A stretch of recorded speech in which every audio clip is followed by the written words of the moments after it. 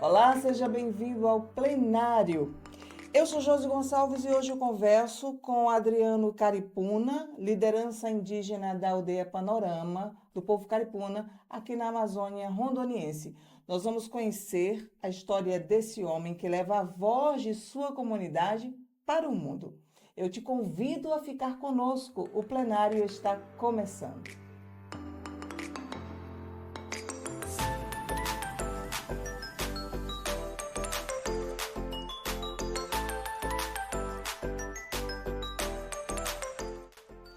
Ele caminha entre duas margens.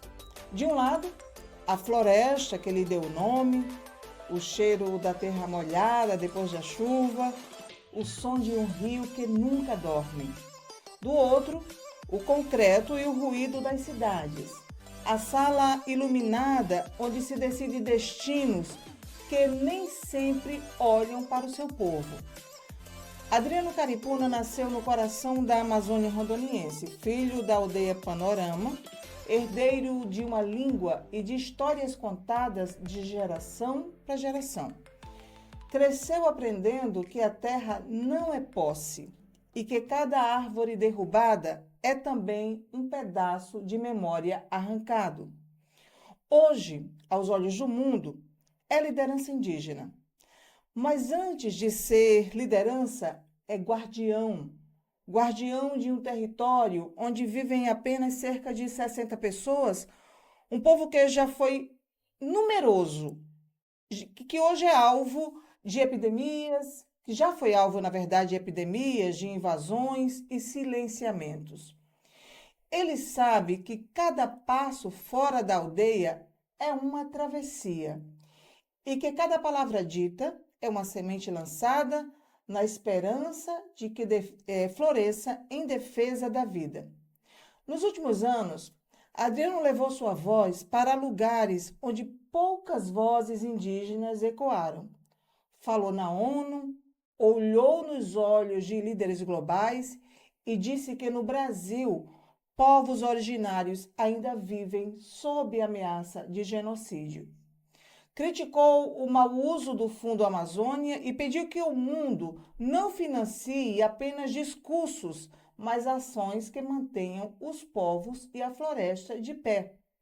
Ele viu a cheia e a seca devastarem sua terra.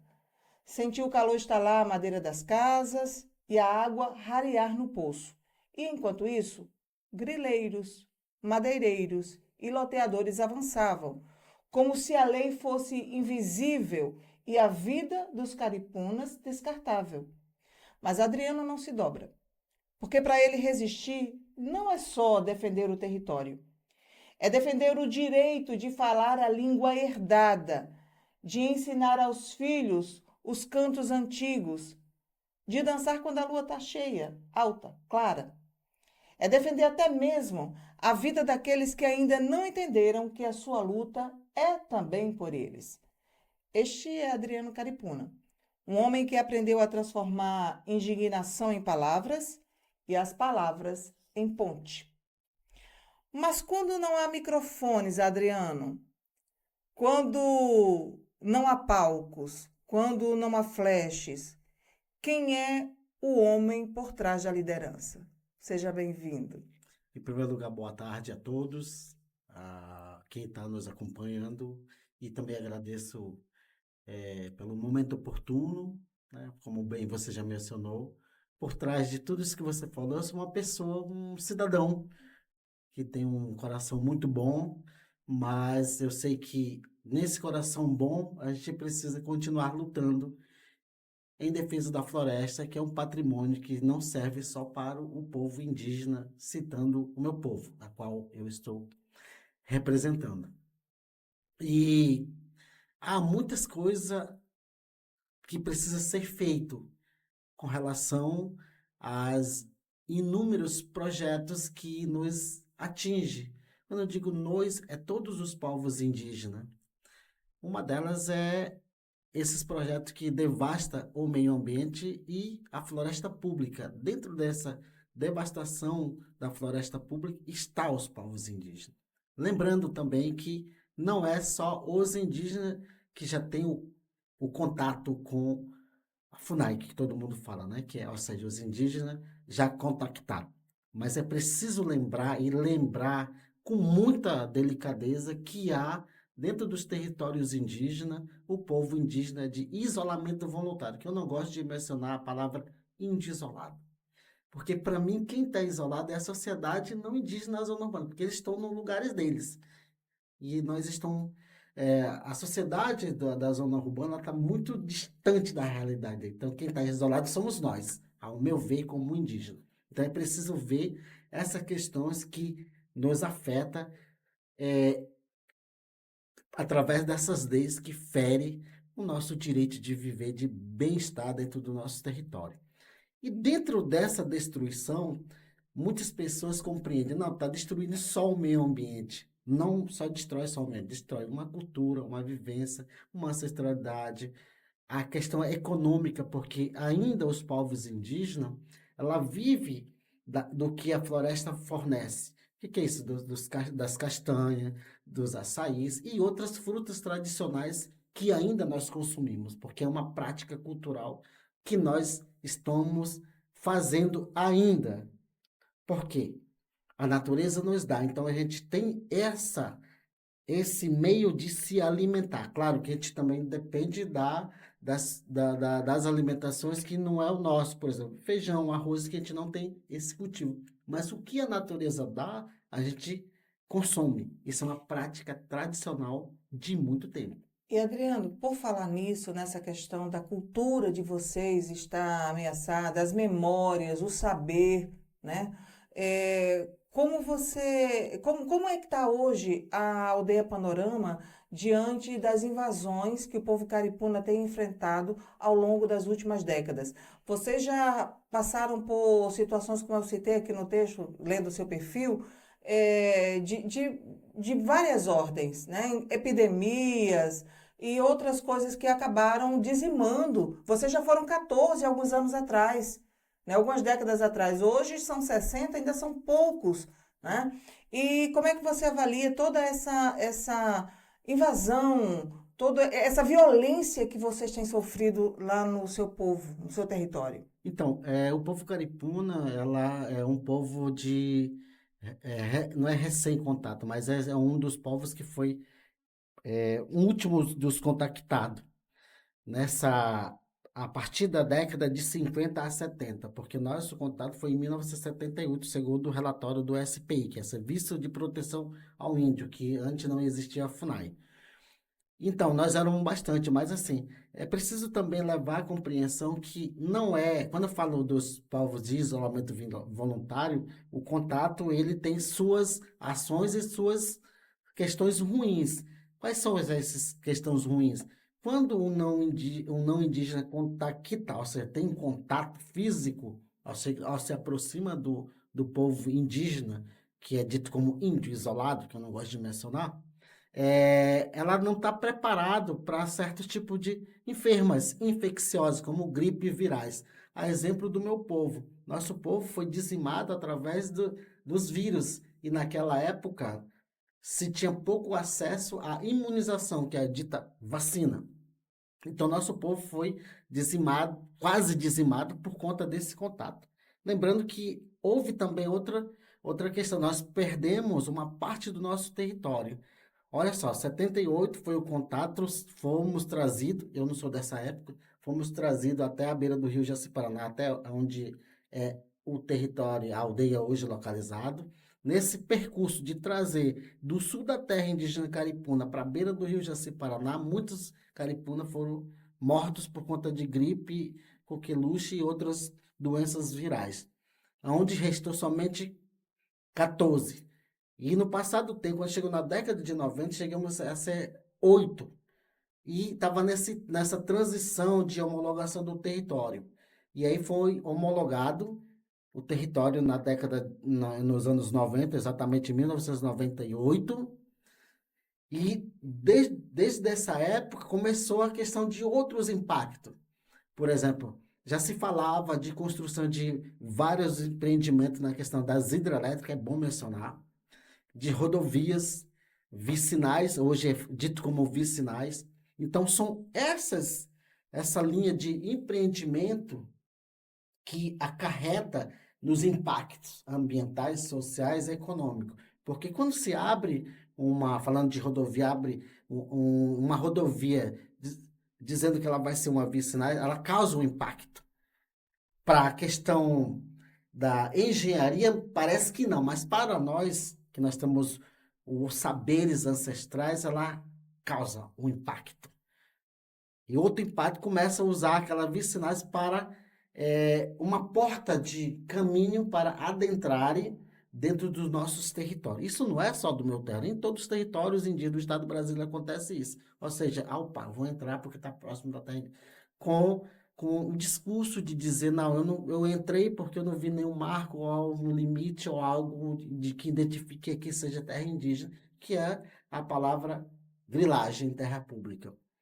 E nós também sofremos, né, como você bem mencionou, que em 2014 nós sofremos uma inundação muito imensa, onde a aldeia Caripuna perdeu suas casas. E nós ficamos nessa transição de não saber o que fazer. Em 2022, recentemente, há 2 anos atrás, outra enchente.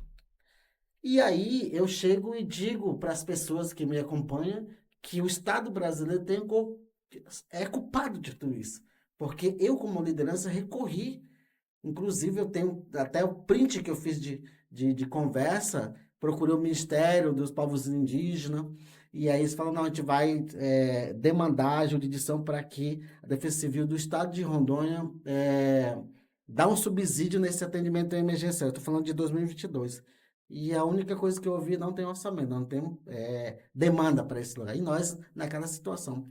E aí nós fizemos uma gravação, isso de 2022, assim também vai acontecer em 2014, fizemos uma gravação e eu comecei a publicar nas redes sociais, no Instagram, no WhatsApp, e eu pedi apoio de outras organizações de outro estado que nem trabalha conosco, e aonde agora nós estamos vivendo uma resiliência na questão da enchente, que nós tivemos que reconstruir a nossa aldeia, ou seja, vamos para a parte mais alta, onde a água não alcança. Nós estamos passando por uma resiliência, veja só. O impacto. Na década de 70, 98, 2014 e 2022. Lembrando que nesse percurso, nessa linha de tempo na qual eu estou falando, o processo de desmatamento e de invasão do nosso território estava se acarretando num tempo recorde, usando a fala de que o marco temporal, que é uma outra situação que é bom trazer, que o marco temporal abre precedente para ampliar os grãos ou monocultura, eu digo monocultura, para a economia do Estado brasileiro, mas a economia de olho nas terras públicas e de olho nas terras indígenas, com essa narrativa de dizer que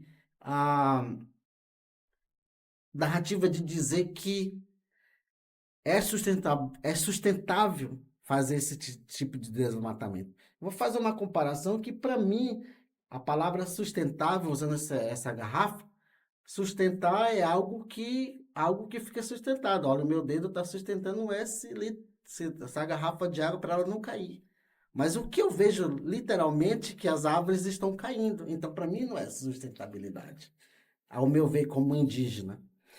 E uma outra situação, desde esta época, eu comecei a levar a preocupação nas Nações Unidas, porque a minha voz no Brasil não estava sendo ecoada, ou seja, ninguém quase não estava nos ouvindo de toda essa atrocidade que estava acontecendo, de desmatamento, da enchente, e esses inúmeros projetos de lei.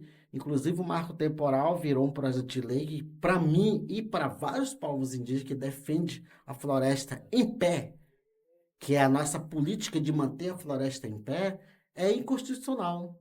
E é inconstitucional. E agora, mais uma recente que, no calar da noite, de madrugada, recentemente aprovou o projeto de lei que é a 2159, que é o projeto de devastação. Então, flexibiliza o desmatamento na Amazônia, flexibiliza a invasão em terra pública. Quando eu digo isso, não é que eu estou proibindo e sou contra. Eu sou contra a dinâmica de destruir a floresta pública. Eu sou contra de destruir a floresta dos povos indígenas, na qual eles estão protegendo. Muita gente fala, mas os indígenas, eles têm muitas florestas, mas eles não dão subsídio nenhum para o desenvolvimento do país, ou do estado, ou do município, ou da economia. Mas a nossa política como indígena não é desmatar, é sim manter. E se você olhar literalmente a questão de manter a floresta em pé, nós percebemos que temos uma visão de mundo diferente dessa visão capitalista. Por exemplo, a gente tem uma visão que todo mundo precisa de respirar o ar puro. Precisamos de beber uma água saudável. Como todos nós bebemos águas. Ah, mas eu tomo uma água industrial. Beleza, você toma uma água industrial, mas ela vem de alguma fonte. Então, essa fonte que está chegando para o consumidor, ela vem da natureza. Então, por muitas vezes, as pessoas têm uma narrativa muito equivocada, e quando fala que o indígena tem muita terra e não está dando subsídio em questão de desenvolvimento do país, é uma reprodução preconceituosa, e é um preconceito estruturado que está na mente da pessoa, mas nós percebemos que a nossa política interna, como povo indígena, na qual eu também sou, não é de destruir a floresta, é sim de manter a floresta em pé. Adriano, a gente vai para um intervalo, mas é rapidinho e daqui a pouquinho a gente está de volta. A gente vai falar sobre um livro que Adriano escreveu e também sobre os encontros que Adriano tem recorrentemente com líderes mundiais.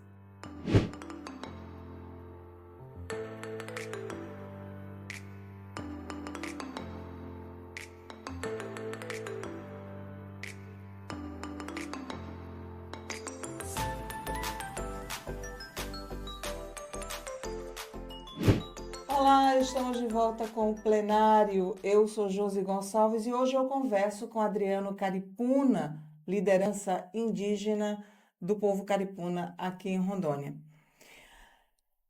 Você tem um e-book, você tem um livro, né? Sim. Da Floresta para o Mundo, onde você relata os encontros que você teve com líderes aí internacionais e também você denuncia o genocídio praticado contra os povos originários. Como é que foi essa experiência de escrever esse livro? Então, a experiência que eu tive foi uma situação assim, no tempo da pandemia teve um edital pelas Seja o Céu e que abriu várias portas para escrever livro, cântico e audiovisual, só porque eu fugi um pouquinho. Mas assim, e aí eu optei por fazer o livro, porque tinha acabado por conta da pandemia, né? Eu tinha acabado de fazer uma incidência que foi em 2018. Falei, bom, eu tenho muitas coisas na minha memória, né? Porque nós indígenas tem isso, a gente são muito, a gente guarda muito na nossa memória. Eu vou escrever um livro. Tá, a ideia de escrever o livro, beleza. Mas antes eu me inscrevi no edital e aí eu falei, tá, escrever o livro, não sei escrever livro, que não é a minha vocação de escrever livro, até porque eu sou indígena, não é porque eu não sei, mas tem uma dinâmica que tem que ser seguido, todos os livros é assim. Aí eu comecei a pedir apoio das pessoas que já tinham experiência para escrever livro, inclusive uma antropóloga, que é muito amiga minha, mora em São Paulo, hoje ela está no Maranhão. Duas antropólogas me ajudaram a escrever naquele sistema de ASBN, né? E aí escrevemos o livro, contei um pouco da minha trajetória como indígena, do que eu fui fazer em 2018 e o que eu visualizei quando eu estive em Times Square, que é na maior avenida de Nova York. E eu também peguei isso e coloquei no livro. Beleza, até aí tudo bem, mas depois, como é que vai ser o nome do livro? Aí comecei a perguntar das duas pessoas que estavam me apoiando, falei, como é que será? Ela falou, o que você acha de colocar Da Floresta para o Mundo? Aí, por que Da Floresta para o Mundo? Eu fiquei assim, pensando, falei, poxa, realmente, eu sou da floresta e de repente eu vim para a cidade, de repente fui para o mundo. Por que para o mundo que eu coloquei o nome a capa do livro? Porque eu não estive só em Nova York, eu estive em vários outros países, levando essa preocupação do desmatamento e falando sobre o genocídio que o Estado brasileiro e estava fazendo com os povos indígenas, exatamente com os caripuna. E sobre isso, você esteve em vários países falando sobre isso, esteve na ONU, esteve no TEDx Amazônia. É, o que moveu você a usar estes palcos internacionais para fazer suas denúncias? Então, o que moveu, porque às vezes, e por vez também, a gente denunciava essa situação com todas as provas, e isso as pessoas faziam vista grossa sobre o desmatamento, sobre a grilagem de terra, sobre inúmeras coisas que estavam acontecendo. Então, a gente pensou numa estratégia. Então, tem algum lugar que alguém vai nos ouvir, pelo menos vai ser sensível à causa. E aí, o que motivou de ir para a ONU, que foi em 2018, onde eu fiz a primeira fala para o mundo. Depois eu tive em Genebra, na Suíça, 2019, no ano seguinte. E eu tive no Vaticano, que o Papa Francisco, que hoje espero que esteja em bom lugar, que já foi a óbito, não está mais conosco, não está mais nessa vida. Ele recebeu o meu povo, exatamente só estava eu, mas tinha vários povos indígenas, onde a gente levou a preocupação do desmatamento na Amazônia. E onde ele falou que é preciso respeitar a floresta. Ele disse numa mesa redonda, inclusive eu tenho foto, está no meu arquivo pessoal. Ele disse: é preciso respeitar a floresta, porque é um ser vivo, mas também respeitar quem vive dentro da floresta. O que ele quis dizer? Que respeite os povos tradicionais e indígenas. E onde eu levei toda essa preocupação, que parece que eu estava sentindo que algo viria de ruim. E veio, de fato. Esse ruim que eu estou dizendo, esses projetos que nos afetam diretamente. Além disso, que nós passamos no ano passado, 2024, a gente passou por crise hídrica. Rondônia passou por uma crise hídrica. A Amazônia secando, como é considerado por muitas pessoas, aos olhos de muitas pessoas, e é verdade, que é a maior fonte de rios da água doce do mundo. A Amazônia secar, então é uma preocupação que nos traz e é bom ter isso como alerta. Até as pessoas que não defendem a natureza, mas é bom ter isso como alerta. Adriano, dessas denúncias que você fez, resultou alguma coisa, essas que você fez externamente, fora do país, teve algum resultado positivo ou negativo aqui? Como isso foi, como chegou aqui, como isso foi visto, que resultados teve? Bom, a questão positiva que teve que ano passado nós tivemos uma desintrusão, que é retirar todos os invasores do território indígena caripuna, que foi a Suprema Corte, exatamente STF, que o Luiz Roberto Barroso, magistrado Luiz Roberto Barroso, que é a DPF 709, para tirar todos os invasores do território indígena caripuna. Mas não é só caripuna, tem 7 povos, 7 territórios que está na lista para ser retirado dos invasores, inclusive o Yanomami, né, que foi uma situação muito triste que ocorreu durante a pandemia, antes da pandemia, ou seja, a situação de Yanomami não é de agora, da década de 80, pelos relatos na qual eu tive a oportunidade de conhecer o grande cacique e pajé, que é o Davi Calpenaba. Tenho muito respeito por ele, por ser uma liderança jovem, na frente dele ser uma liderança muito jovem, que ele está anos-luz na luta.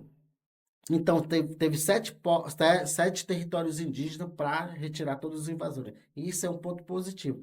Ponto negativo que ela precisa se fazer mais coisa. Esse precisa de fazer mais coisa, o Estado tem que se debruçar e fazer jus das suas funções, que é proteger o território público, não exatamente só os territórios indígenas.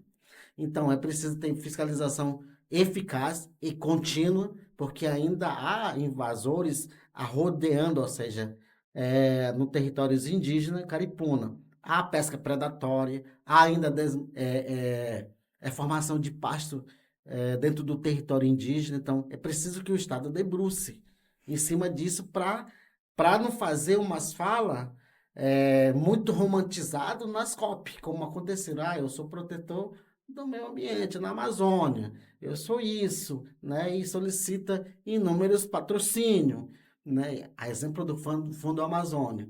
Então é preciso fazer jus do que fala, porque em outras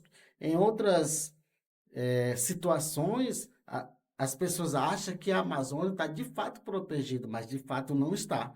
A exemplo que teve crise hídrica e poucas pessoas se debruçaram para cuidar dos ribeirinhos. É bom lembrar que os ribeirinhos também sofreram na crise hídrica do ano de 2024, não foi só indígena. Adriano, depois que foi feita a desintrusão em 2024, né, no ano passado, foi no ano passado, né? Como é que está a situação hoje? Acabou? Não tem mais grileiro querendo entrar na terra de vocês? Como é que ficou? Bom, ainda há presença de invasores dentro do nosso território indígena, mas numa dinâmica diferente. Por exemplo, muitos lugares dentro do nosso território, segundo levantamento técnico e científico que a InfoAmazônia e outros jornalismo detectou, é, não é coisa que eu estou falando que eu acho, isso é caso concreto.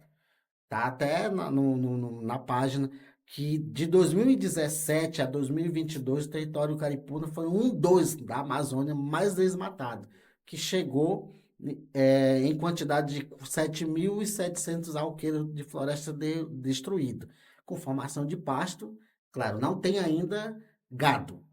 E hoje a presença desses invasores estão colocando fogo nesses pastos para possivelmente já trazer as criações de gados. Aí dá-se uma precedência de aceleramento disso acontecer em tempo muito recorde quando se aprova uma lei de flexibilizar, ou seja, não tem proteção. Como o PL da Sim, devastação, uma né? delas é essa. E vocês têm hoje algum tipo de proteção? Tem Polícia Federal, PRF, alguém dá suporte para vocês?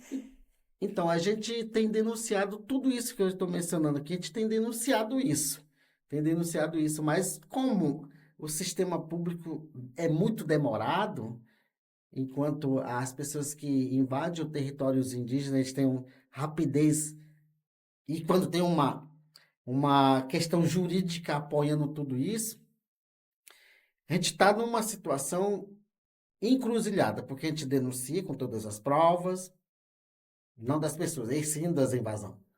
A gente leva para a pessoa, para os órgãos que é de corresponsável de combater ou amenizar esse desmatamento, ou seja, essa atrocidade dentro dos territórios, mas essas coisas demora bastante. Enquanto isso, o processo vai se acontecendo. Por isso que é dito grilagem. O grilo, quando chega, ele vai comendo. Claro que a dinâmica é outra, né? Mas, então, usando a questão do grilo, né? Que é o gafanhoto, né? Para nós, o grilo, quando ele chega numa árvore, ele vai comendo. Então, se você olhar hoje, mais tarde, perdão, olhar agora, pouco, e daqui 2 horas, aquela folhagem já acabou. Então, é a mesma coisa, por isso que fala grilagem. Mas em outra dinâmica, né, em outra teoria, não é bem por aí. Mas para nós, quando se fala no grilo, é algo que come a folha depressa. Então, essas respostas vêm muito, demora muito a vir. Você te denuncia. Sem exagero nenhum, mas a gente tem inúmeras denúncias. A gente vem denunciando desde 2017, quando nós percebemos que possivelmente ia ter desmatamento de grilagem de madeira dentro do nosso território. Adriano, você é um crítico da utilização do Fundo Amazônia, mas isso a gente vai conversar daqui a pouquinho. Eu vou chamar agora, vamos dar uma pausa e daqui a pouquinho a gente está de volta, tá? É rapidinho, não sai daí que a gente já volta.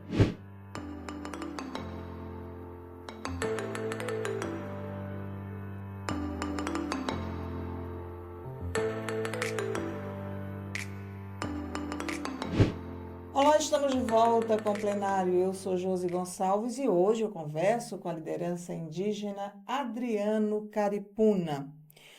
Você já mencionou em diversas entrevistas que você deu, nos palcos que você utilizou mundo afora, você já falou muito, fez muitas críticas sobre a utilização do Fundo Amazônia, que é um mecanismo, que deveria ser um mecanismo de proteção. Como você avalia a efetividade desse instrumento na proteção de territórios como o seu, por exemplo, e por que você critica tanto a utilização? Então, quando eu critico o repasse dos países, não exatamente o país e também não o dinheiro. O mecanismo de que forma que vai ser utilizado essa cifra que é valores muito altos. Isso está até na página do BNDES. Quem quiser entrar depois, digite lá Fundo Amazônia barra BNDES e está lá. Está lá quantos países que já doaram, quanto que tem no caixa, assim, valores que já tem no Brasil. Caixa não, corrigindo. E aí, o que que eu faço a crítica? Não porque está repassando, não é isso. Não porque o dinheiro está vindo, não é isso. A minha crítica é na seguinte linha. Para que vai? Primeiro, para quem é que vai esses valores? Quando eu falo para quem, não é para doar, não é isso. Que tipo de projeto que tem em mente para ser implementado para o uso desse recurso? Terceiro, quais são os povos, seja indígena, quilombola ou ribeirinho, porque lá tá para proteger a Amazônia, a Amazônia, a floresta. Qual povo que vai ser beneficiado? Quarto, que tipo de benefício que vai gerar para o povo? Isso não está claro. Você acha que falta transparência? Falsa transparência, mas só que tem uma outra situação que é sexta questão. Tem um monte de burocracia para você acessar esse projeto. Enquanto a burocracia ela é um gargalo e atrapalha, os problemas estão acontecendo. Por que eu digo isso? Nenhum momento, até o presente momento, eu não vi tal povo vai ser beneficiado com o Fundo Amazônia. Dentro desse, tal povo, que tipo de benefício? É reflorestamento? É ampliar a questão cultural, ampliar a questão da agricultura familiar de acordo com a diversidade daquele povo, gerar economia e renda. Isso é que não está transparente. E outra, a maioria dos povos indígenas hoje do Brasil, e exatamente de Rondônia, tem expertise hoje de captar esse projeto. Mas a gente está vendo que uma terceira ou quarta pessoa capta isso, enquanto chega só quando vem, né? Essa questão. Porque tem a burocracia, né? Para ser acessado esse recurso. Então, eu preciso saber dos patrocinadores, porque isso está já no Brasil, esses valores. Eu preciso saber para quem, para onde, quando e que tipo de povo e o que vai ser beneficiado. E tirar essa burocracia. Eu compreendo que o recurso e o dinheiro precisa ter uma boa gestão disso, mas a burocracia atrapalha. A burocracia atrapalha porque os problemas estão acontecendo. Tem territórios indígenas que não precisam desses valores altos, né? Não precisa, com pouco dá de fazer muita coisa. Mas a minha preocupação é isso. E a minha crítica é porque, para quem vai? Qual é o povo que vai ser beneficiado? E o que tipo de benefício? Por exemplo, para o Caripu, não precisa reflorestar esse 7.400 alqueires de floresta. Era justamente isso que eu ia te Sim. perguntar, como é que esse modelo podia ser aprimorado? Sim, aí podia usar, não, vamos reflorestar o Caripuna, vamos reflorestar essa área degradada. Mas não aparece, vamos reflorestar a área degradada e gerar economia para os indígenas, porque eles sabem como faz. Mas cadê? Uma Ah, pergunta, sim. desculpa te interromper. O povo caripuna já foi beneficiário de algum modo desse Fundo Amazônia? Quando foi? E se você lembra que valores que foram destinados a vocês? Não que eu saiba, não fomos beneficiados. Talvez futuramente, depois dessa entrevista.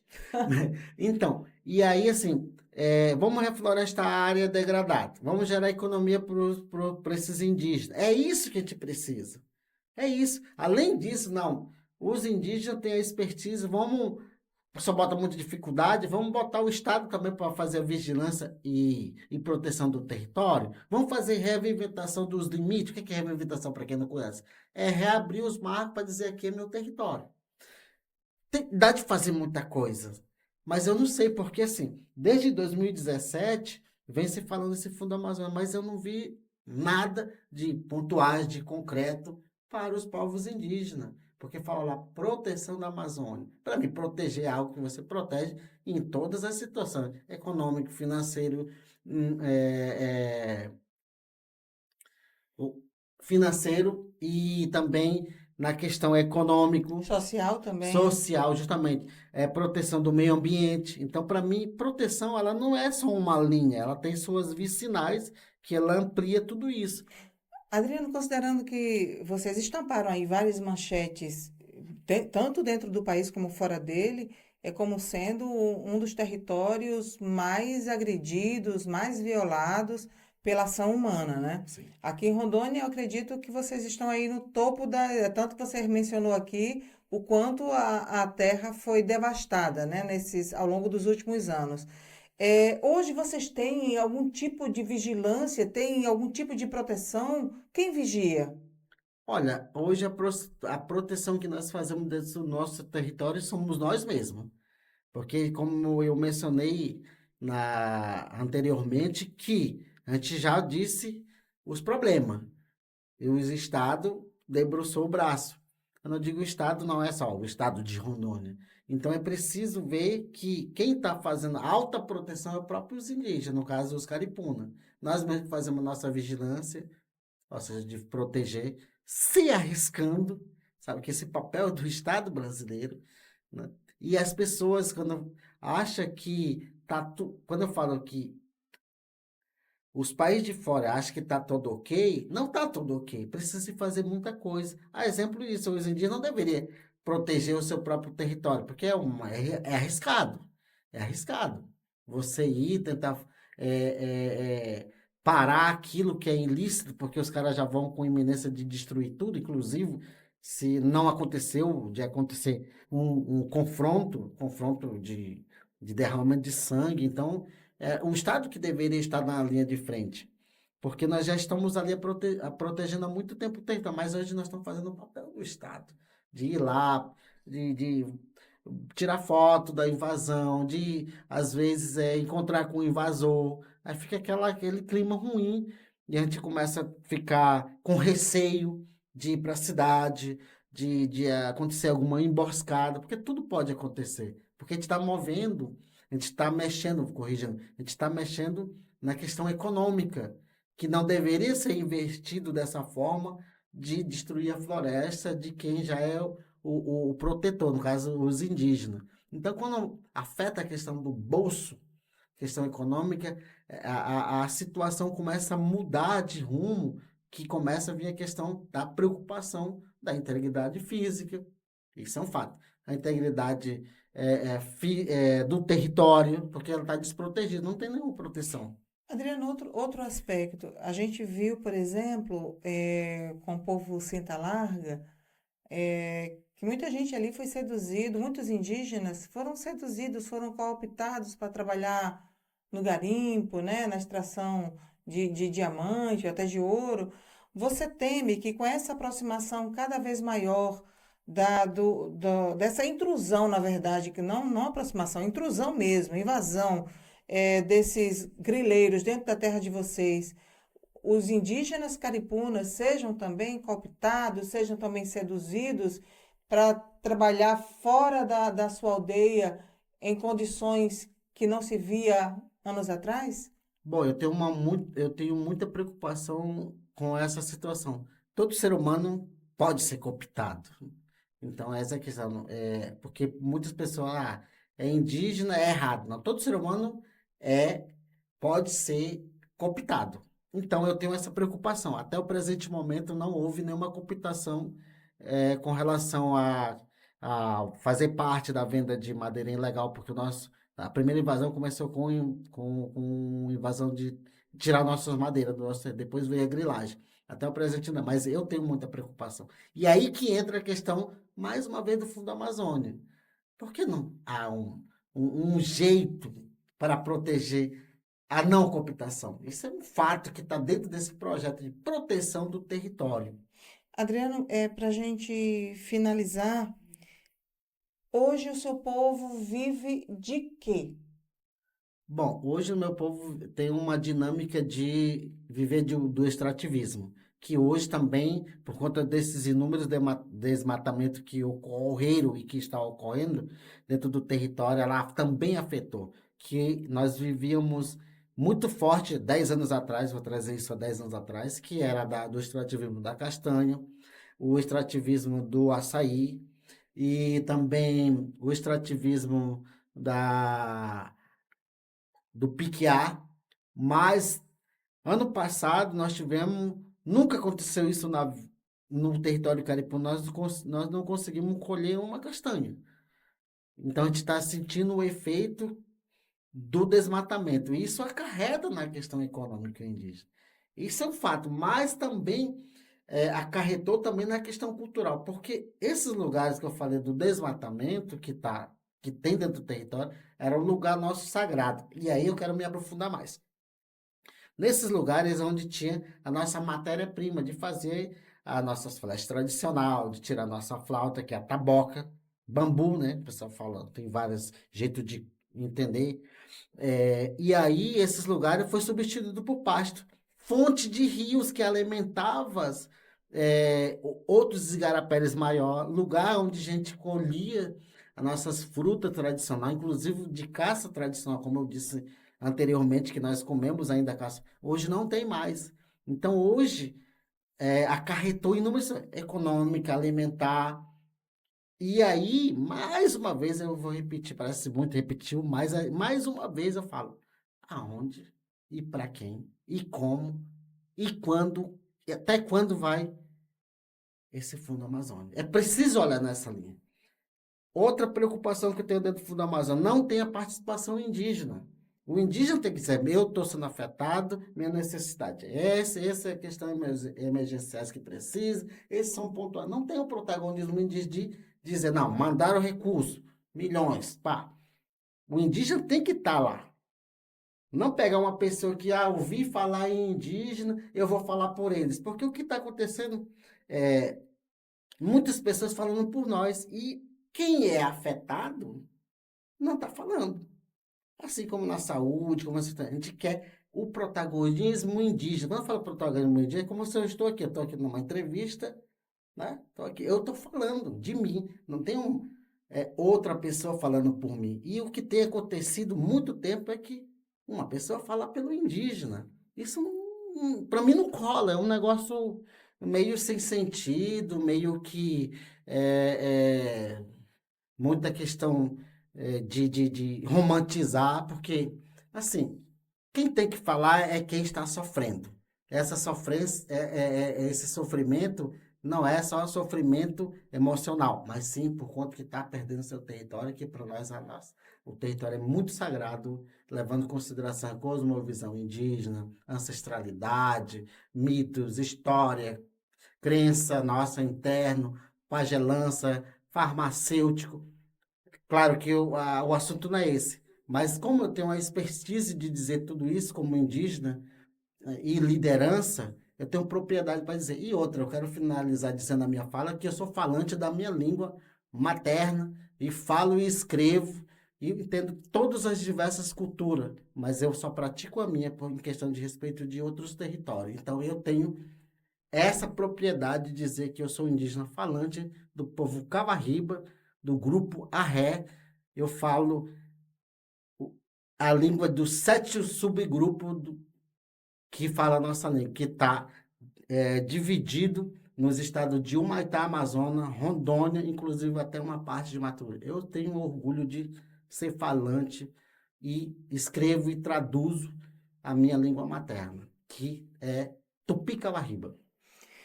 Adriano, para finalizar, gostaria de agradecer imensamente a sua participação aqui no plenário e dizer para você que o microfone é seu, sempre que você quiser voltar, tá? Tiver alguma novidade nessas suas andanças aí, mundo afora.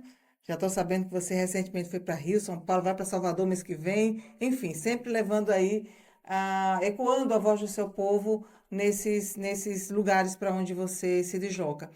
O microfone é seu agora para você fazer suas últimas considerações, de repente mandar um recado para os nossos governantes. Fique à vontade. Então, eu quero pedir encarecidamente, quando eu venho me pronunciar, seja na ONU ou em qualquer lugar, é que a gente precisa que as coisas saiam do papel.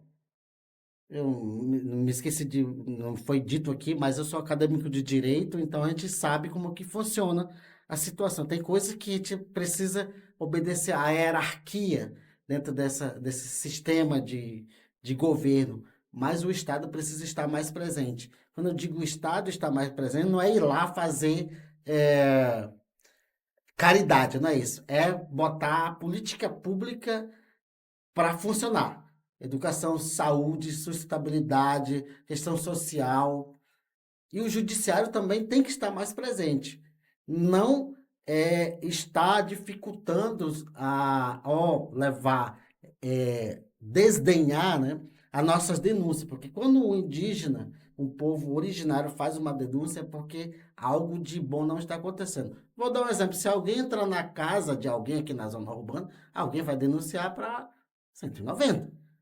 E aí, alguém tem que, a corporação tem que se manifestar e ir lá para ver em loco. Isso não acontece com a questão indígena. Então, são umas coisas que quase não funcionam. Então, eu preciso que o Estado brasileiro se debruce e faça valer das suas funções, judiciário, social, educação, saúde. E quando eu falo saúde, não é só saúde municipal e também estadual. Quando eu falo do judiciário, não é judiciário exatamente só do Ministério Público, é sim do Estado. Quando eu falo da questão da educação, não é só a educação municipal, e sim também do ensino médio e nível superior. É isso que eu quero que vocês compreendam. Não leve nada para o coração, pessoal. O que eu estou falando é porque os indígenas ainda estão sofrendo muita ameaça por estar perdendo o seu território com essa dinâmica de projeto de devastação da Amazônia. Obrigado. Dado o recado, a gente agradece mais uma vez sua participação, encerra esse episódio por aqui. Lembrando que o plenário é um produto do Voz da Terra, que é um veículo de jornalismo, de comunicação independente, e que o plenário também tem um apoio do Rondônia ao Vivo, é um veículo de comunicação mais acessado em todo o estado de Rondônia. Você vê os episódios no Rondônia ao Vivo e também nas redes do Voz da Terra. Até o próximo episódio.